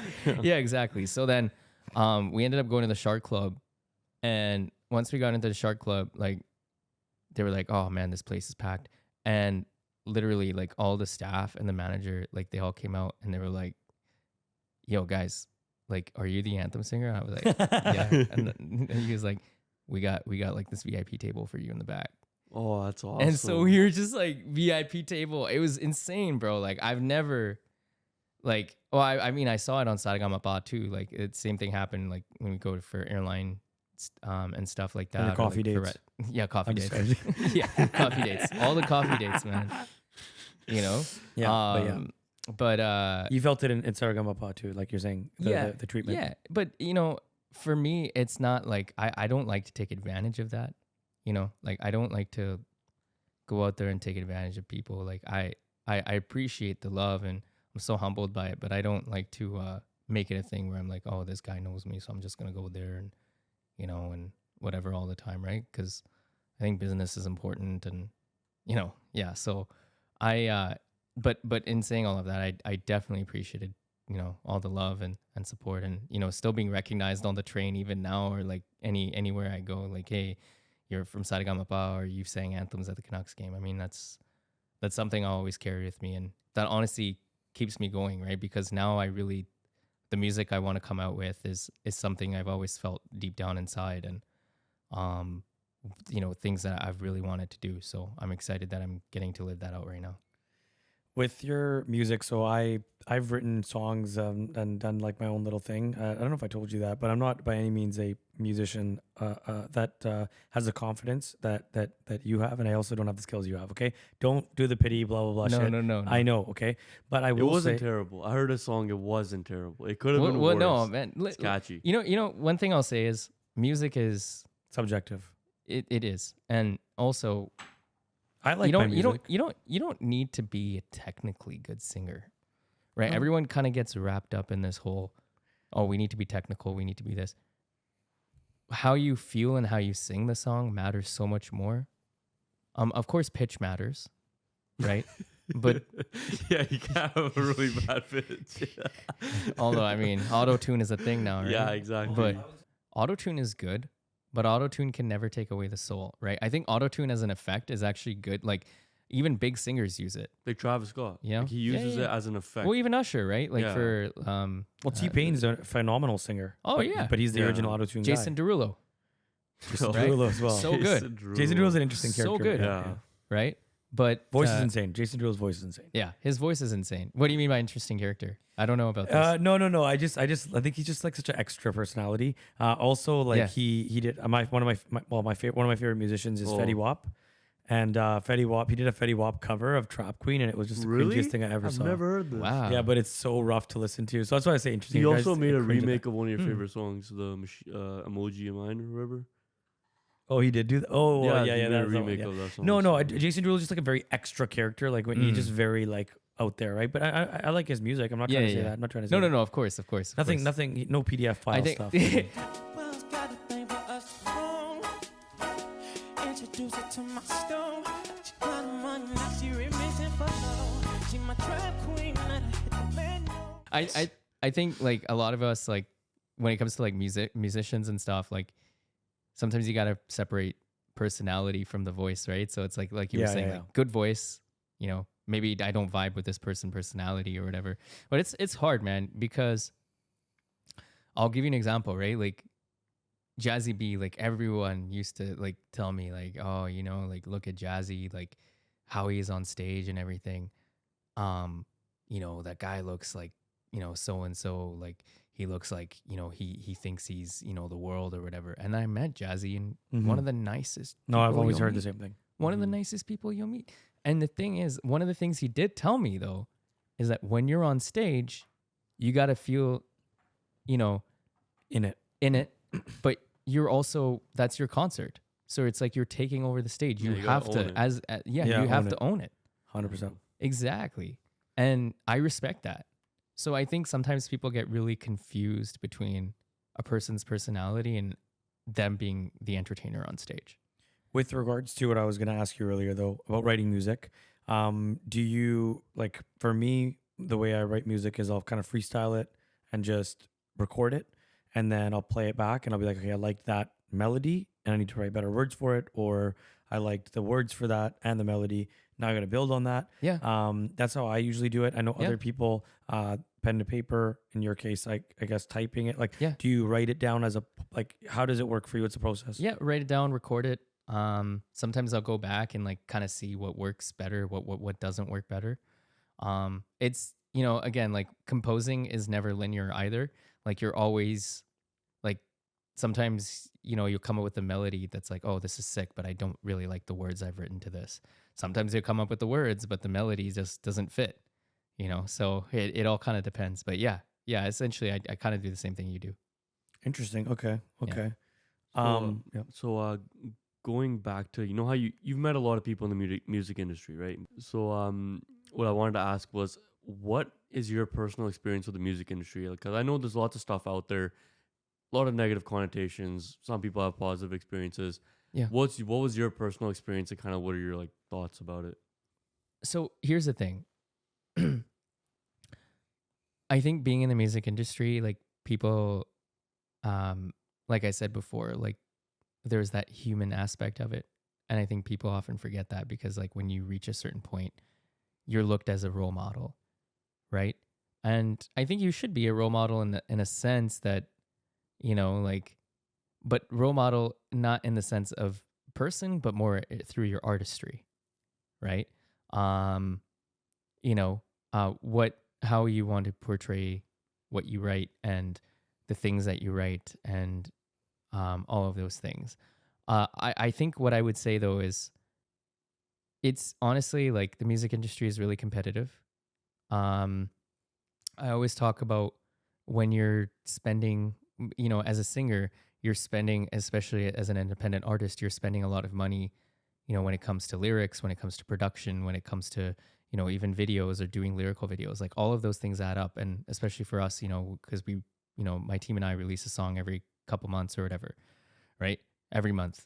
And it's one of those things where it, in terms of the cost, there's definitely a cost to it for sure. Now with social media, I think a lot of the music industry has changed, right? Like if you go back a few years, a lot of it was all radio and stuff and all of that, where people would, hear a song and add it, to LimeWire, BearShare, whatever it was back in the day, right? Morpheus, was that the other one? Damn. Yeah. That's Yeah, crazy. right? And then now it's all like you can get all of it on streaming platforms, right? Yeah. So that's really changed. And you might feel like you've made a hit song, but it's not really a hit until it's on, blasted on TikTok or something, right? Yeah. So the whole part of that has really changed. In terms of the people that you work with, like, the way I look at the world is there's good people and then there's very, very good people, and so, it's kind of one of those things where you just have to surround yourself with as much as you can with the very good people.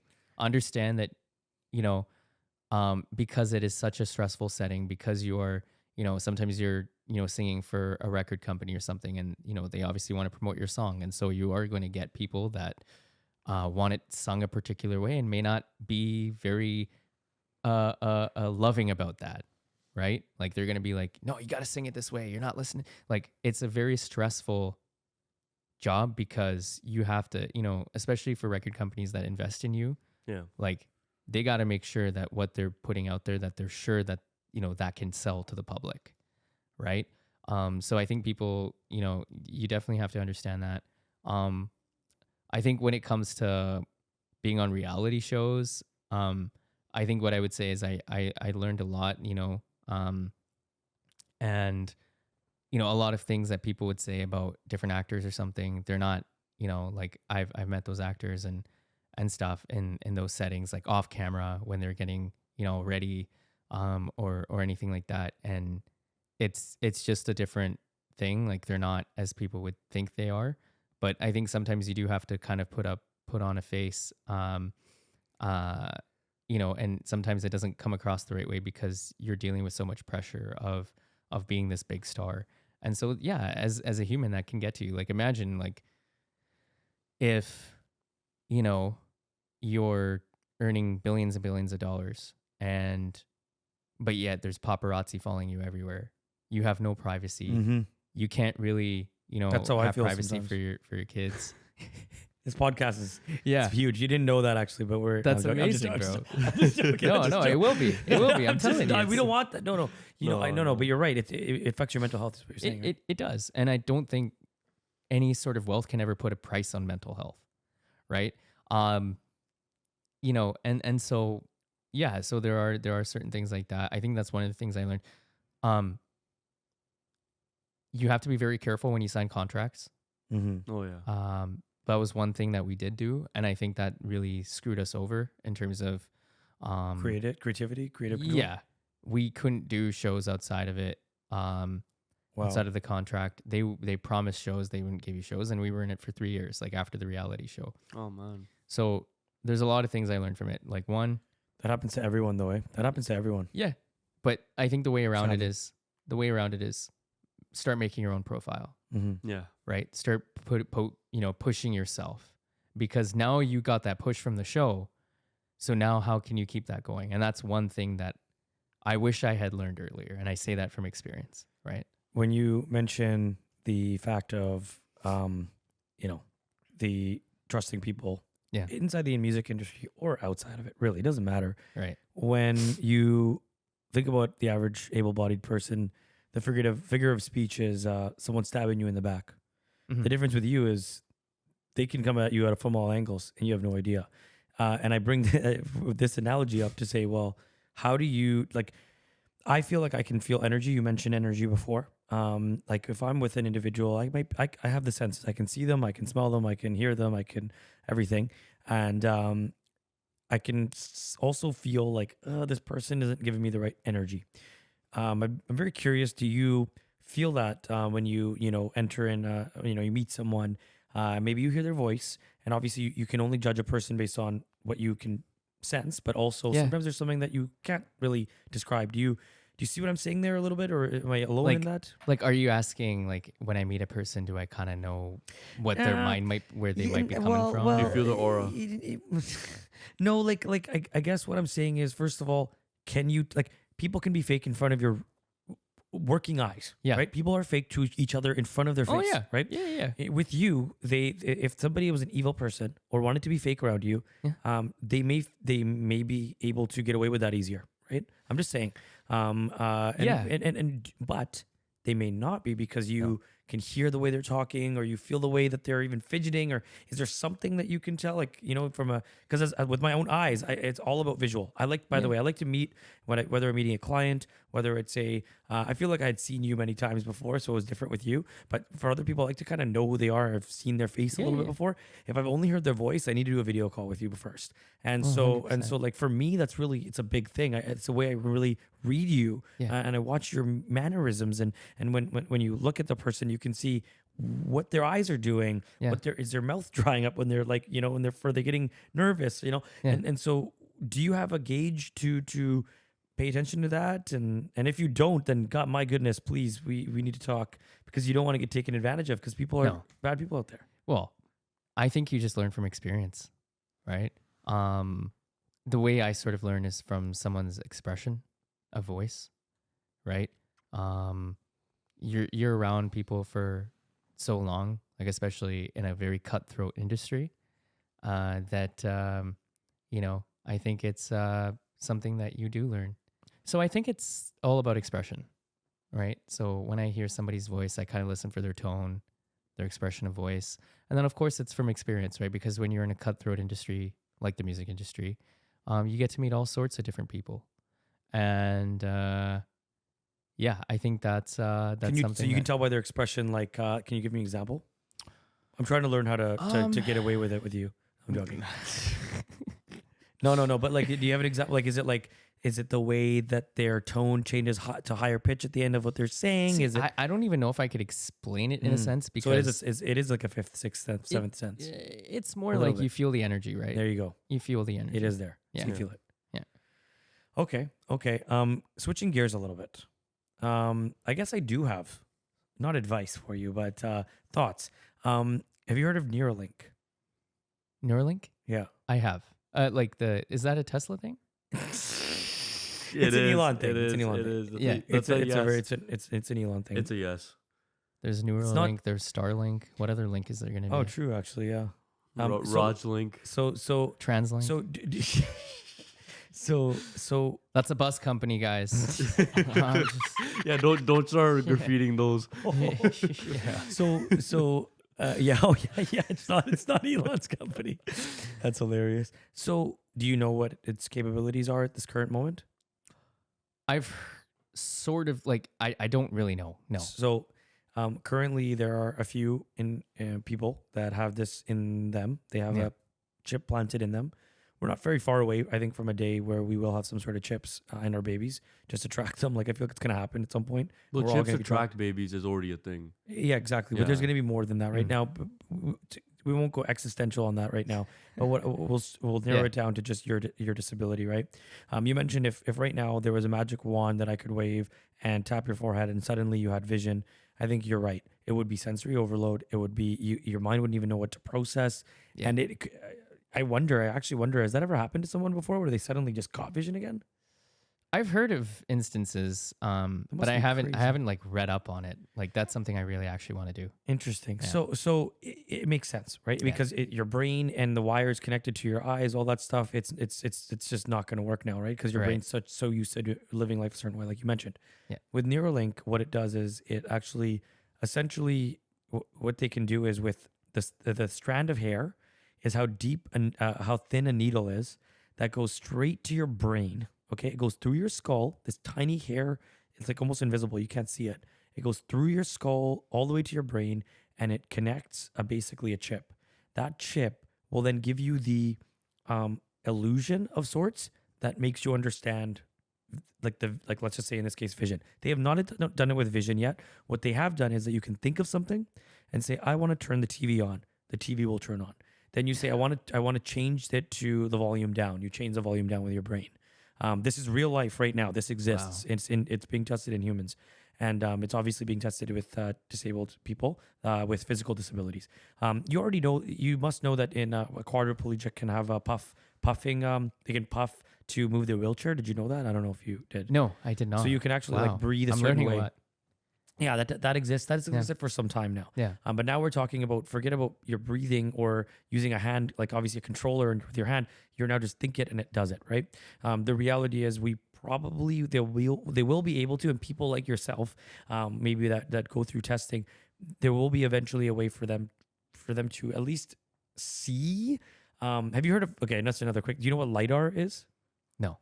So LiDAR is a bunch of lasers that basically like invisible that shoot out and then they bounce back and then they're able to map out the room based on Okay. it. So if there's like a person standing in front of you, you'll have an understanding of even the structure of that person. Their nose is going to be a little bit closer to you. You see what I'm saying? It can Yeah. construct a person.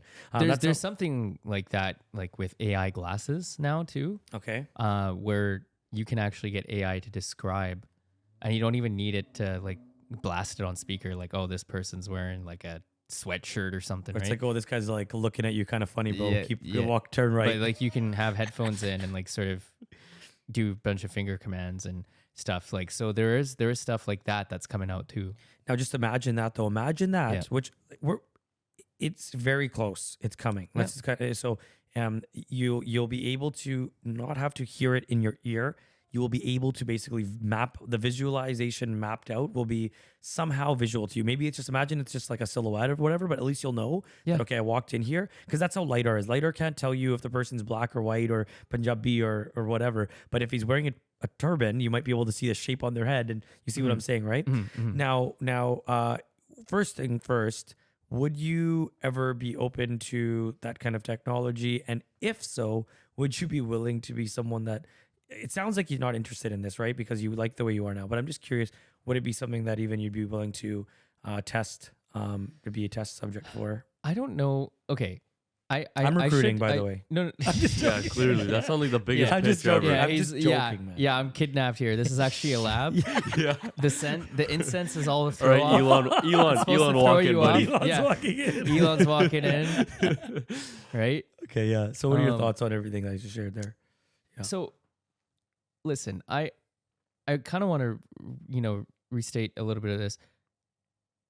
I can't say that I never ever want to see in my life. Like, if there was a way I could without the sensory overload, then yeah, I mean, I'd love to take that chance.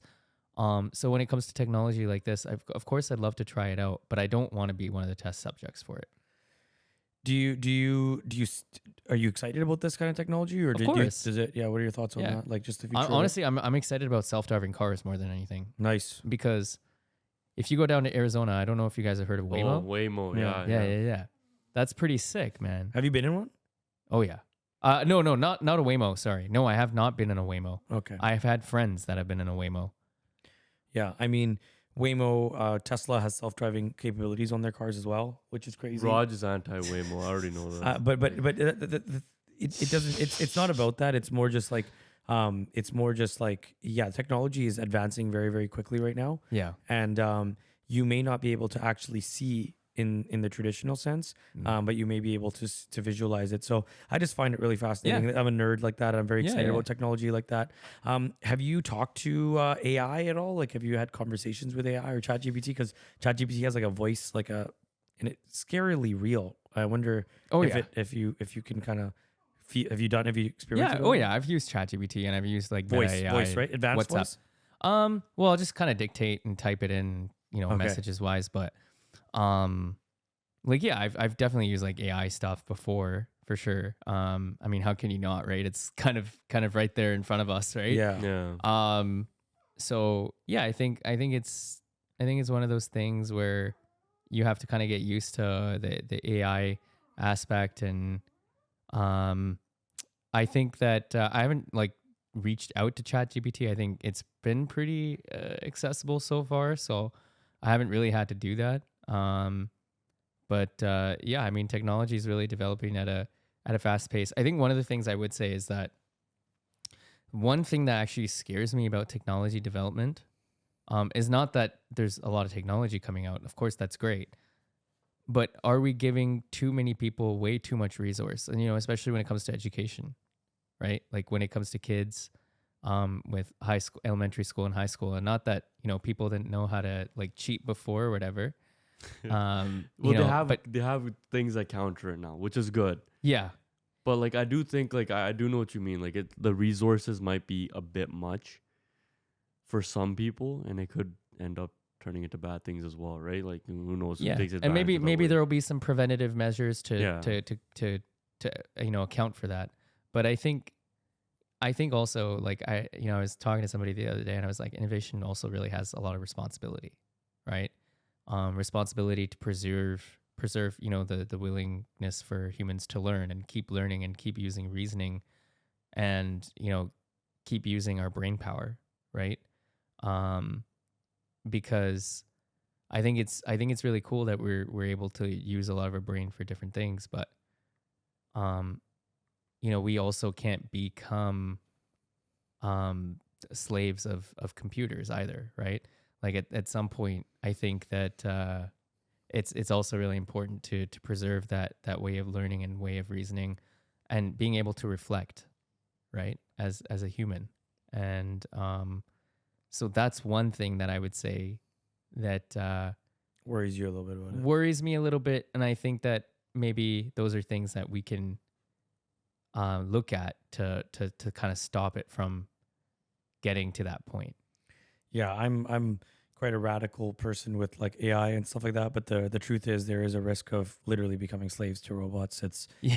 some I think it's gonna happen. some I think some it's- some would say that we are the beings before robots. Like dinosaurs had to exist before us, and Yeah. we had to Yeah, exist it's to true. create robots. So now when I was younger, I once read a quote, I don't even know, like probably online, about which really, no pun intended, opened up my eyes to blindness, about colors.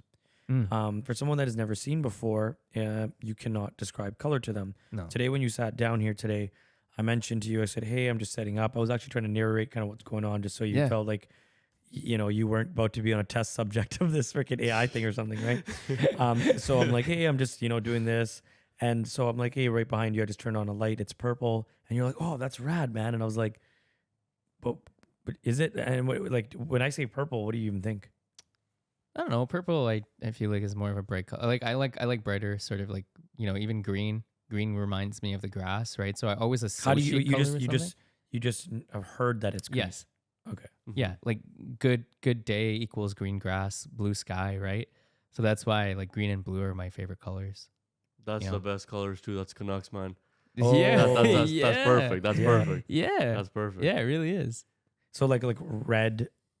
Do you understand black and white? I guess. Do you understand those two colors? The shades, no colors. I guess the shades. Yeah, yeah, a little bit. I would say like, and then definitely white is vanilla, brown is us, right? So That's funny. so there you go. Interesting. Okay.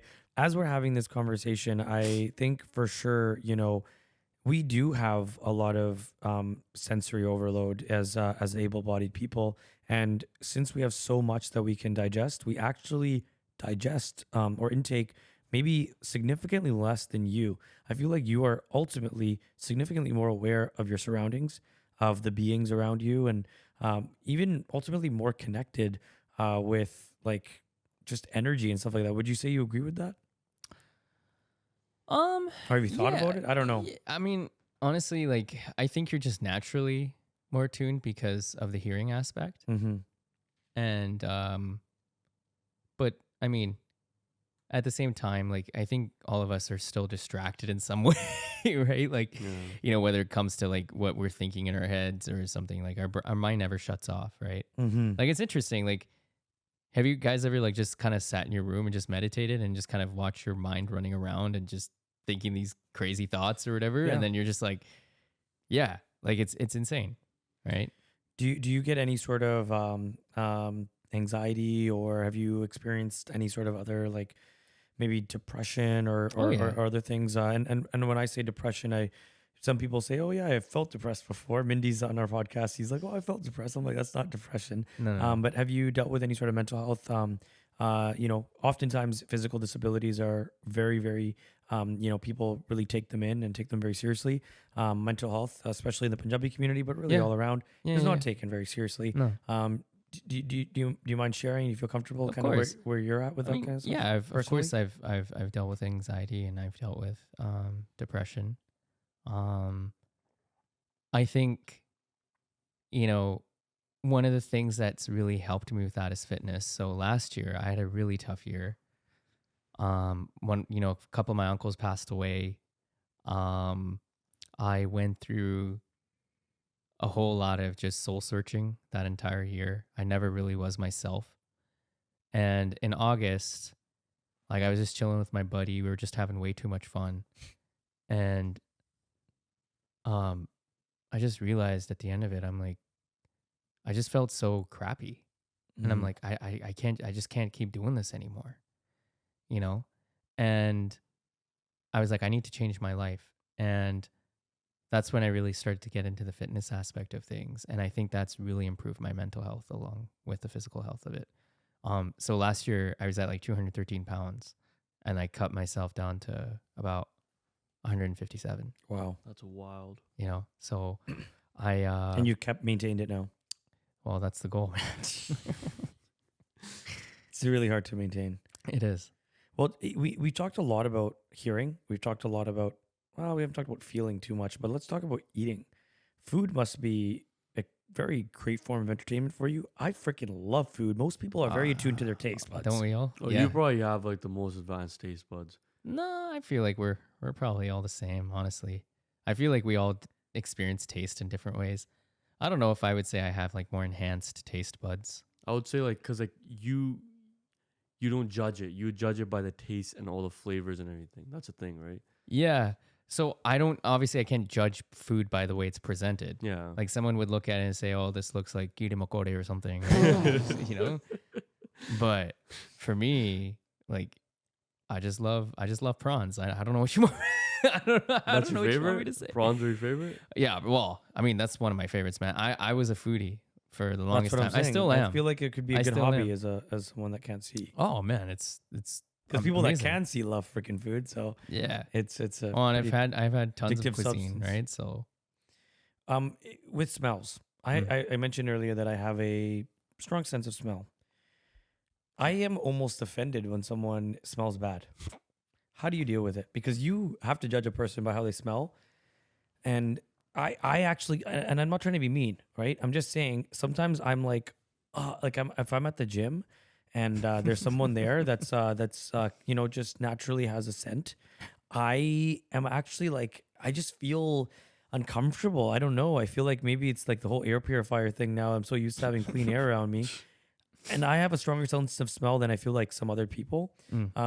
You definitely have a stronger sense of smell than the average person, for sure, I would say, naturally, because you're more attuned to it. So how does it bother you? Like it bothers me when I'm around someone that is not smelling good. Does it affect you as much as it affects me, or am I just I mean, yeah, I guess so, for sure. Okay, hold on. You go on a first date with a girl, her voice is amazing, she smells like the worst smell you've ever smelled. You're done, right? Attraction's gone, right? Yeah, I think so. Yeah. Okay. Women, if you're listening to this right now, maybe shower and scrub a little extra if you're meeting with. Dude, it's the Juggy. it's the Put on a good perfume and the perfume. voice, man. Do you have Yeah. It's the Are you- perfume and the voice. are you like specific with your perfumes too? Like some perfumes, like No. you're like, oh God, no, I can't like be around you. I don't know. I feel like Oh my gosh.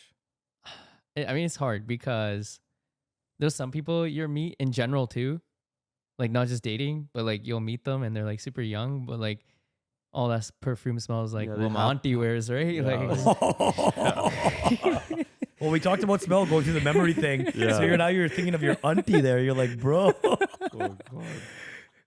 No, but that's fair. no. But But it's fair. That would be a turnoff for sure. Oh yeah, yeah. And for even if sure. like it's the same thing as if you see someone that looks super similar to someone, Yeah. like you're like, a lot of guys will buy the cologne based on whatever like their friends have or whatever. There's like the top 4 colognes that most guys have, right? yeah, 1 million. Yeah, 1 million was one of them. Bose, Zeros. baby. There's like, yeah, there's Boss, that. not yeah, Bose. Bo- Bose yeah, is Bo- speakers. Bose is speakers. Yeah. Yeah. No. So like, yeah, Hugo Boss, whatever it might be. Yeah, It's hilarious to me because there's like these few colognes that like a lot of guys wear, and a girl, like let's just say she like hugs you like on a first date, and then she gets a whiff of the same scent that like this trash guy or like ex smelled like. I feel like I think people listening to this, try and find your own unique scent a little Yeah. bit, right? There's Yeah, so yeah. many No, colognes out 100%. there. Don't just outsource that. That's something that you should make it's part of your identity. Yeah. right? Well, and that's just the thing, right? Like sometimes, like even when it comes to looks, right? Like when it comes to like when we were talking about dating apps, right? Like you look at somebody and you're always looking for that perfect tick mark. But sometimes isn't it, when you're trying to find somebody, isn't it about just stepping outside your comfort zone and exploring? Sometimes like let's say if you find somebody who's like disabled, it doesn't even have to be me. But it's like maybe there's something about this person that it takes a lot, first of all, to get yourself out there for a lot of people in general too, not just people with disabilities. But I mean, if I were sighted, I feel like I'd be pretty curious about how a person would be, even if they're disabled. Like, does that really define them? You just were on your phone and you're like, that's like how Yeah. quickly it was talking. Yeah, but it was like 100% speed. Was it like iPhones started having this technology pretty much from the inception of iPhones, right? So was it like, I don't know, was it hard to pick up? Like, I don't know, using a smartphone and shit like that? I don't know. Yeah, I mean, at first it was like I had to get training for it, for sure. Like Training? Yeah, so I had one of my best buddies is like an Apple nerd, Apple geek, worked at Apple. Okay. He was visually impaired himself. Oh, wow. Okay. And he was actually one of the guys here that really started pushing for so the technology on the iPhone is called voiceover, and it's been around I think since iPhone 4. So it's been around for a long time now. Yeah. But yeah, I mean it's life-changing, man. Like, like the way I can type on it, the way I can dictate with Siri. So basically the way it works is like I use a bunch of fingering commands to get across the screen and like read different things, and like it'll read it out to me. And if I want to select something, I usually like tap my finger twice to like, it's like a double tap to select it to go to the next page or go to a message or whatever it is.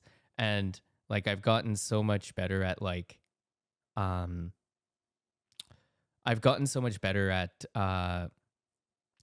putting it all together, and like so I didn't have to listen to it at a slow speed, because you don't want to reveal all your secrets to everybody, right? So that I just started like, yeah, just going for it. And It's like and three now it's messages. at It's 100. like three messages in a So row. I was at 15% at the beginning. Now I'm at 100% speed. I think that thing could read a book. No, in no, like no, no, 2 no. minutes. No, because Honestly. the messages he's hiding, by the way, it's like, hey, coffee date 2 p.m. Okay, coffee. Is It's everybody still still good for coffee coffee dates. tomorrow at 5 p.m.? Yeah, Hey, yeah. coffee? That's probably Yeah. what half the I'm messages are. booked, baby. I'm booked. No, so wait, what do you mean? You was at 50% before, like when you're not with other people, you keep it a little slower. Is that what you're okay? saying? So like even when I'm reading a book, like Harpaji was saying, On Braille? yeah.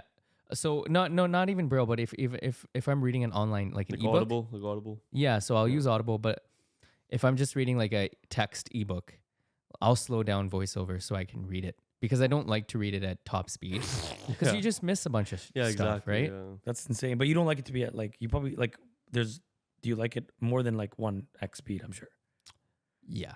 Like, am I talking too slow for you? Do you want me to talk faster? I can talk a little No, faster no, if you no, want no. me to. No, You no. talk fast as it is, man. You already like 2 times speed like naturally. He's already radical AI yeah, fast. he is. I think that one thing that everyone can learn from your inspirational story of just like, it seems like for you've just kind of been living your life. It just seems like you're like, what do you mean I'm blind? Oh, I'm blind. Yeah, whatever. Let me keep living my life. Like, you know what I mean? I feel like you haven't let it define you. I feel like you didn't even really feel like you were limited in what you could do. Am I right in saying that? Yeah, I mean, of course, like when you're growing up, like you learn a lot of different things about yourself, and of course, like back then, I didn't think I would be able to do much if anything You did. at all. So you did. You didn't really have high hopes for yourself when you were young. Yeah, like when you're young and when you start to, because I wasn't really social back then, right? Oh, you Like in weren't. We never talked elementary about that. school, and You didn't really have any friends.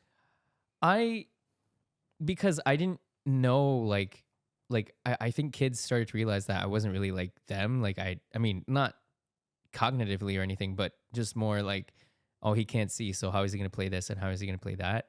So they'd avoid And you. Yeah, it was more like avoidance, but I also avoided them, right? What do you mean? Like, oh, you're like, oh my god, I don't want to have to like figure this out. Yeah, I don't want to figure this out. And it wasn't until high school where I really started to realize, like, no, if I figure this out, like people will actually understand who I am.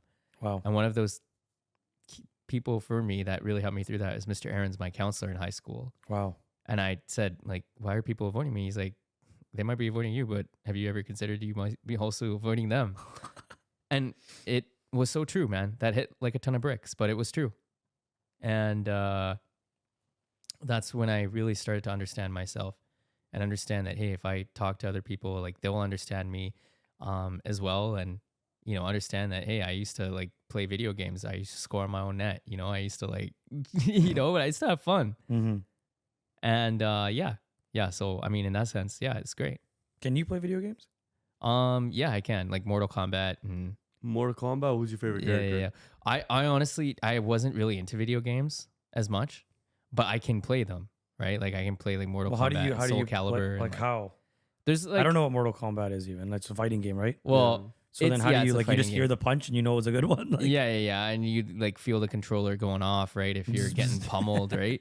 yeah, you're like, oh you shit, know, I'm getting hit. That's Yeah, crazy. I was never a video game guy to begin with ever, but I know a lot of my friends who are blind are. So yeah, no, it's pretty fun to even watch them play. What's your favorite blind joke? I'm trying to. Okay, so Are you trying to visualize one time. it? Okay, so one Joking. time I was and honestly, I didn't even mean for it to come out this way, but this guy just started laughing his butt off. I was sitting with him, and I was like, "Oh man, yeah, you're going up to Whistler, right?" Wait, girl And- or guy? Guy. And he was Copy? going up to Whistler, right? And I was like, "Oh, like Whistler's nice, like I've heard there's like really nice Australian, girls out there too." And and he goes, "Yeah, I'm married though, so I can look, but I can't touch." Right? I'm like, it's the opposite for me. I can touch. But Wait. Have you ever used that to your advantage? Like you meet a girl, you're like, hey, I can't see, so I'm gonna have to. No. Because you see that in like American Pie, like in the movies all the time, where some like kids like. I always get an ick with that, man. Like I'm just not. Really No, that obviously guy. that's cringe as shit. I'm That's joking. bad. That's bad. You're No, like, you're terrible. like, can I grab your face? Yeah, I don't can know. I, like, yeah, can I? Well, do you it shake was their so hand? funny. You- do- So do- like what we do- went to Disneyland, and You grab Mickey Mouse. no. So I my did. my auntie, right? They were all there with us, and she so the Mickey Mouse guy was like helping me feel his costume. He's like, "Oh, this is like how I Oh, feel," or whatever, gosh. right? So, anyways, that was fine. Everything was fine. We got to Rapunzel, the princess, and she didn't have a costume. Like it was just more like, Oh god. just the face and the hands or whatever, right? And my auntie's standing there, right, as I'm taking a picture with her. She's like, "Oh, feel her." And I'm like, God. oh, she's like, "What's going on?" I'm like, "Oh no." She's just saying like, "Oh, like like kind of feel." I was like, I don't even know how to explain this, and I just like ran out of there. I'm like, shit. And then you avoided people for the I'm like, rest of this your life. is so embarrassing. I mean, she didn't mean anything by it, but Yeah, like Well- it was just yeah. Well, you must you mentioned you like voices, but if I can go there, you must still like the feeling of a hand or something. Is there any like body part that's not like sexual that you like, kind of like a handshake? Do you judge someone like? Yeah. Handshake, yeah. Hands, yeah. So I'm not gonna lie to you. When you walked in here, I had my fist out for a fist bump, and I looked like a fucking idiot. Yeah. So I what am I usually do supposed to? How am I handshakes. supposed He to pulled greet? the biggest fuck up there. I saw that. And I This guy's looking at me. I He's saw looking that at me and like, I'm why are just you doing oh this? my I'm God, standing there dude. like this, and I'm holding Pluto in one arm, and I'm like, "Hey man, what's up? What's up?" And I got my fist out, and you're like, you're just walking forward. I'm like, "Oh shit, I'm such an idiot." So, first of all, my apologies. No, And it's secondly, all good, how man. does someone like? How does someone? I didn't even see it. How does?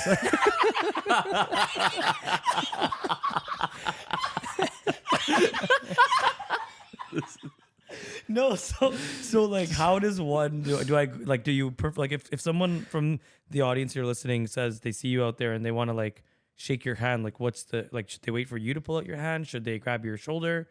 No, I just usually extend my hand. That's what I usually do. You didn't do that for me. I don't know. I don't know why I didn't. I'm just joking. I don't know, honestly, I think You I was didn't just like it. distracted by Pluto, man. Oh the dog. yeah. This I guy was was. like, oh, like, I think what's you up? probably smelled him and heard his voice. And you're like, oh fuck. yeah. You probably you're like walked in. You're like, oh, what's this guy's house smell like? Oh gosh. No man. Hey, thank you so much for being here today. You Yeah. are definitely an individual that, we generally bring on people that we know, and we know you through some people, but thank you so much for, making the time and sharing parts of your journey. Because a lot of people cannot see from your perspective, and No, brother. It's and honestly and the reality is, means a lot. when people get to hear these kind of stories, what I really believe, and I think all of us here at Limelight, is hearing different perspectives, and maybe someone watching this will rethink how they think about a blind person. There might be people that watch this that started this podcast thinking they would never ever date a blind person, but now they want to go on a coffee date with you, or they want to go on a date with someone else that's blind because they go, well, oh my gosh, it's actually not that much different. Yeah. Right? No, it's I mean it's not. And again, not everybody's the same, Of course. right?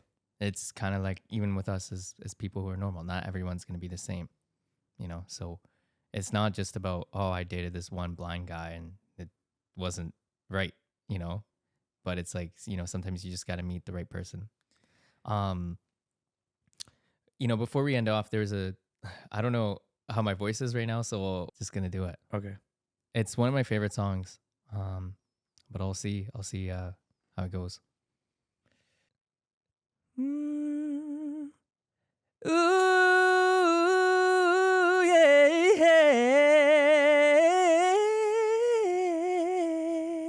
yeah.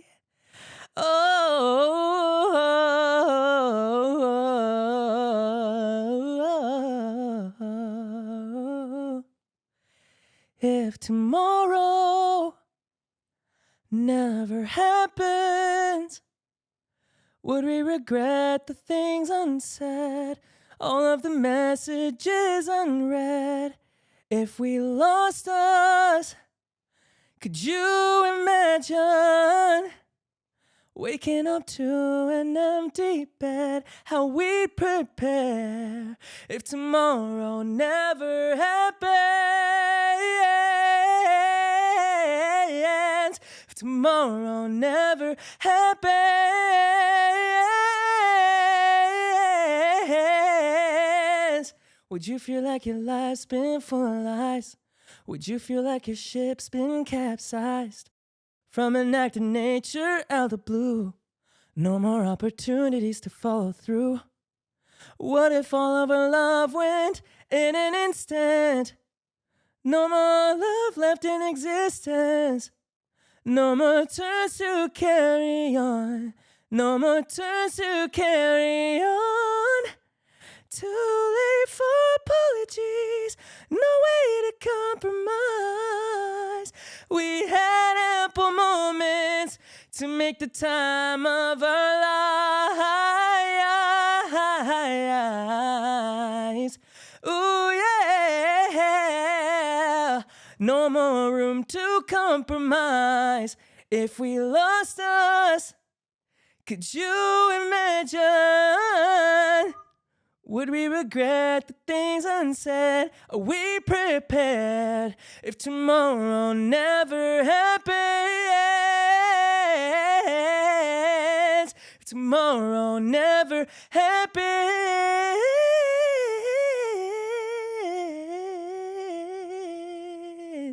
Yeah.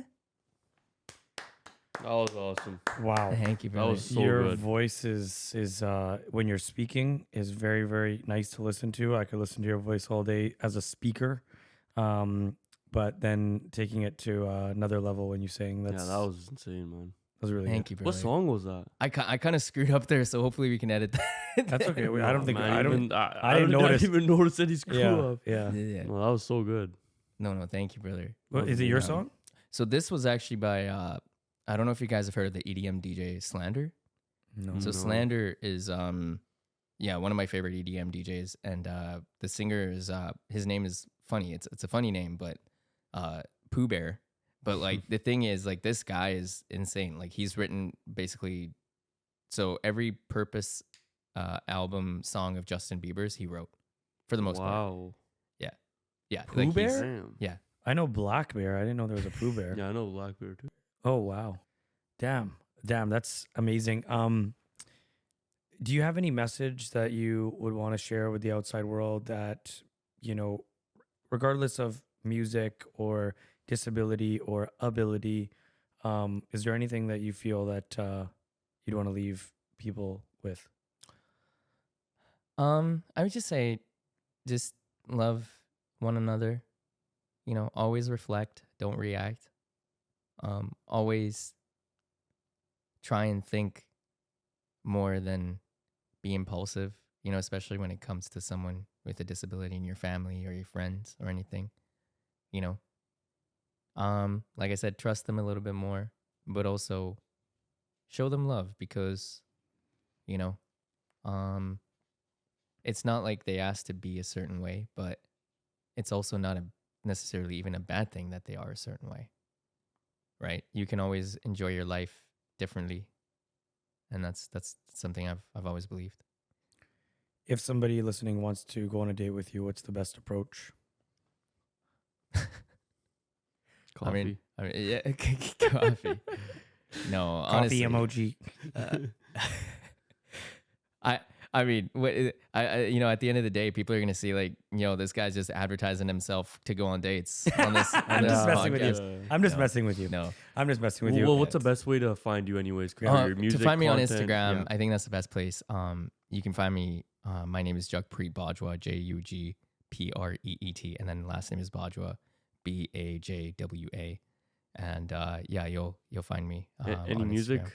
we Yeah. can be looking forward to in the next Yeah, little there's while? so I'm doing something with DJ here, like a local DJ as well, and we're coming out with a song pretty soon called Timeless Memory. So I'm pretty excited about that, and should I'm be excited to share with all of you. Let's go. Stay tuned, guys. Thank you so much And for lots of joining love us. to everybody. Thanks for listening. Thank you so much Really for joining us, appreciate Juggy. you guys. Thank you. Yep. All right. See you guys.